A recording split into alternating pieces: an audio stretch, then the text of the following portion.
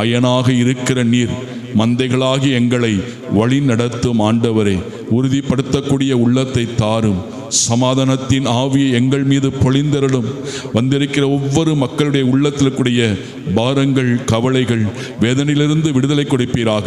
உம்முடைய கல்வாரி அன்பினால் எங்களை ஆட்கொண்டு வழிநடத்தும் ஆண்டவரே, புதிய ஆசீர்வாதத்தை கொடுப்பீராக, புதிய வலிமையை கொடுப்பீராக. மகிழ்ச்சி என்றும் தைலத்தால் எங்களை நிரப்பி ஆசீர்வதியும்.